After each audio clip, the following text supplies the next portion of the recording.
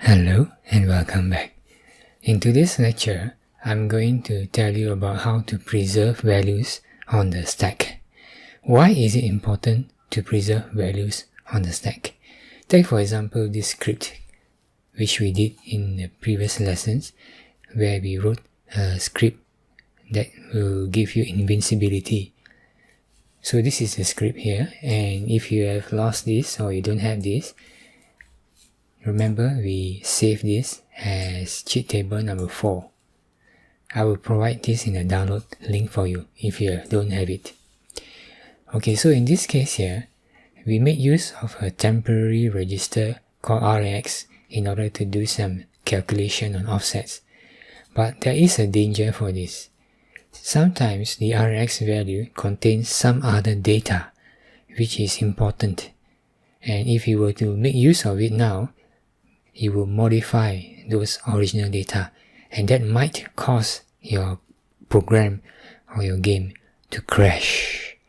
Alright, so before we make use of any registers to do our calculation, we must first preserve those values on the stack and put them back later when we are finished with the calculation. So to understand how we can use the stack as a temporary storage for preserving data, I have created some slides for you using the stack to preserve data. So take for example, we have a register rex which has got a value 2, and now we want to inject some code which will move 3 into rex. But if you just go ahead and did this, it will destroy the value 2 in here. So in order to preserve the data in 2 here, we can put it on a stack.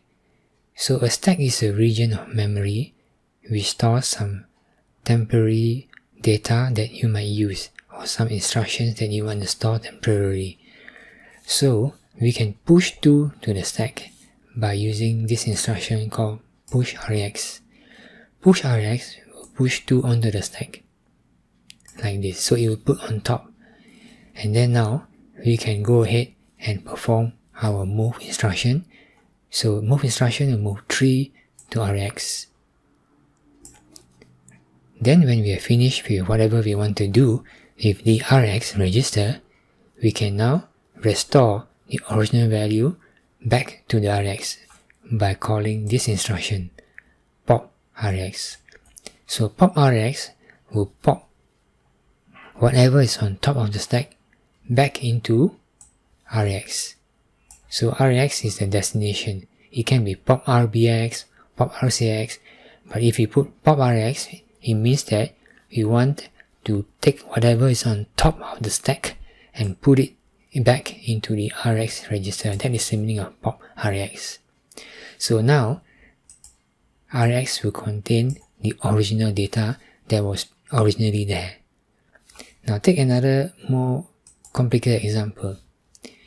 If you have registers rex, rbx, and rcx with 3 values like this, the value A, assume these are in hexadecimal in rex, B in rbx, and C in rcx, and you want to inject some code which does these instructions, you are going to move 3 into rex, 4 in rbx, and 5 into rcx. Now if you just went ahead and did this, you will move 3 into here and destroy this data A. And if you move 4 into rbx, you will move 4 in here and destroy what was in rbx, and the same with rcx. If you move 5 into rcx, you will destroy this value C, and that might cause your program to crash later on if the program needed to use those values in these registers. So before we move 3 to rex, we should push rex. That means we save rex, whatever is in rex, push it on to the stack, save it here. Then we go ahead and do whatever we want. But let's say we also wanted to do something with the rbx register. right? So after we did this, now we wanted to do something in the RBX register. Before we did this, we should push RBX. So push RBX will push this on top of the stack. So now B sits on top of A. Then you perform move RBX, so you move 4 to RBX register. The next thing you wanted to do is to move 5 to RCX. But before you did that, you want to make sure you preserve what is originally in RCX. So you would push RCX. So push RCX will put this on top of the stack. And now you can do your move RCX. So you move 5 into RCX. Then you can go ahead and do calculations, whatever you wanted to do. Whenever you're finished with your calculations using RX, RBX, and RCX, and you wanted to go back to the original code, you can just do the reverse. So when you are doing the reverse, the order in which you pop is important.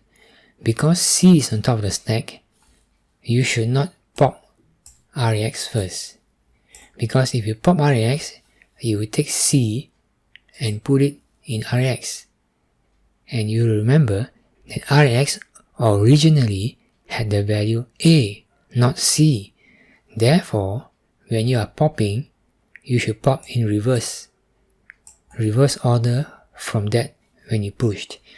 So, you should push RCX first, because push RCX was the last one which you push onto the stack. So when you are unwinding the stack, you should do it in reverse order. Pop RCX first, so that RCX will come into here. RCX will come here. Next, you should pop RBX, because RBX was the second. So, pop RBX. RBX B will come back in here. Okay, 4 will go away. And finally, it will pop RAX. So when you pop RAX, you will put value A back into RAX. So this is a proper way in which you can use the stack. Now another thing, what about flags? Same thing with flags. So flags also has got flag registers. For example, you have 0 flag, carry flag, sign flag, and many more. But for simplicity, let's just say we are having 2 flags, ZF and CF flag. So whenever you do a comparison, for example C and P, let's say you're comparing RX with 3, the flags will be affected by this instruction.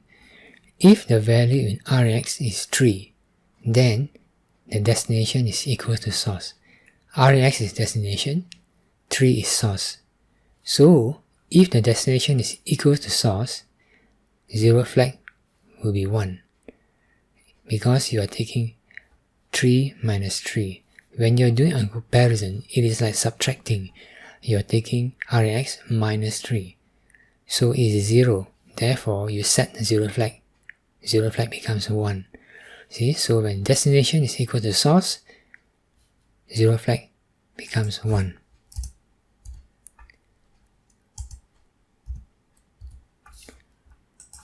Then, this jump will happen because 0 flag is 1. JE means jump is if equals. Equals to what? Equals to 0 flag 1. That is the meaning of jump equals. It also means jump if RX is equals to 3. So there are 2 ways in which you can interpret JE.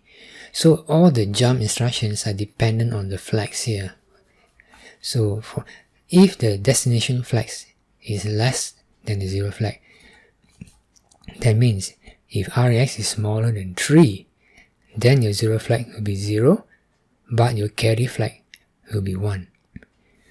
On the other hand, if your destination flag is bigger than source flag, which means if RX is bigger than 3, then your 0 flag will be 0 and your carry flag will also be 0.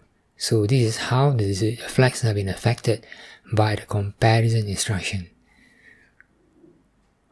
Why is that important? Take a look at this example here. Over here, before you use the rex register or do any comparison, you must first preserve the registers.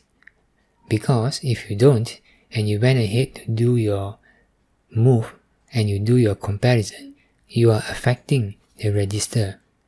And when you affect the register that way, and you come back to the code after your injection, your program might crash. Okay?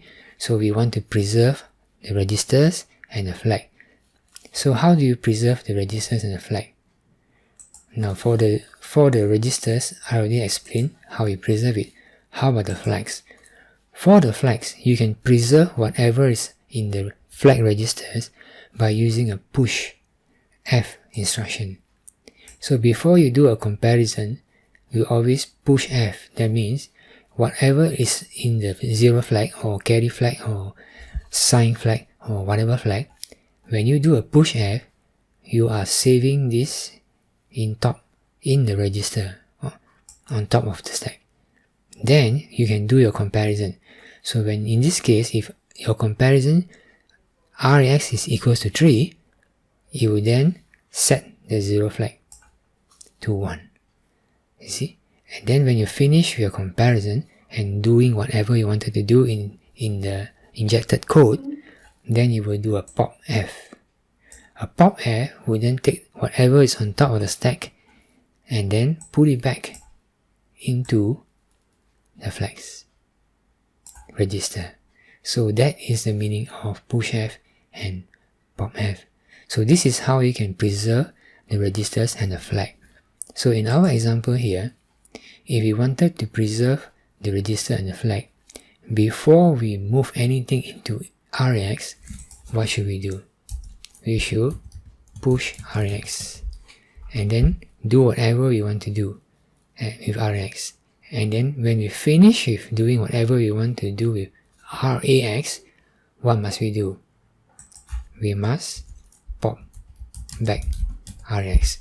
Put back whatever was in rex into rex register. Okay, the same thing with the comparison. Before we do any kind of comparison, here, before we compare, we must preserve the flags. So in this case, we will pushf. That means push whatever was in the 0 flag, carry flag, and sign flag onto the stack. And then when we are finished with the comparison, we should pop back whatever is in the stack back onto the sign flag. Alright?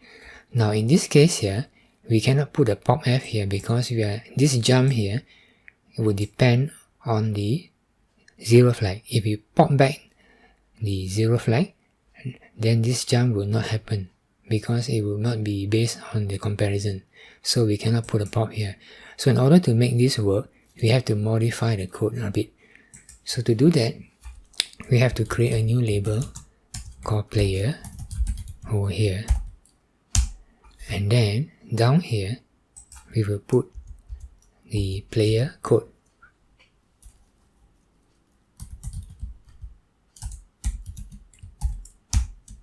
Okay, so when the instruction came to this line and it compares rex with 0, if rex is indeed 0, then you don't pop here. You also do not pop here. This test will be true, so it will jump. So in this case, we want to jump to the player code. So it will jump to the player code. So it is in the player code that you will pop F followed by pop A. Alright, now we're taking care of the player path. What about the enemy path? The enemy path will come here. You will push rex in the same way. You will push rex in the same way, and you will also push F. Then you will do your comparison. And if the comparison yields that rex is not equal to 0, this will not happen. It will come here and jump to this code. So when you jump to this code, it means you are enemy. So when you're enemy, you should also repeat these two things. Pop F and also pop A, like that. So this is the safe code. So using this code, you can be sure that you will not corrupt the register or the flags. Okay, so you can use the same principle whenever you are writing code, injecting code for any game that you are hacking, right? It doesn't have to be RNX. If you're using RBX or RCX or whatever registers, always push it first and pop it later when you're done with it. Same with the flags. If you are going to do any kind of inject any kind of instruction code which requires a comparison, then be sure to push F first and pop F later when you're done with it. Okay, so that is all for this lesson. That's all I want to say. So you can click OK, and you can save this now as a new version or 4, right? Maybe you can call this 4B or something. Okay, so I will call it 4B. Save. Alright, and I will put this code for you to download as well as these slides for you to download. So that's all for this lesson. Thank you for watching.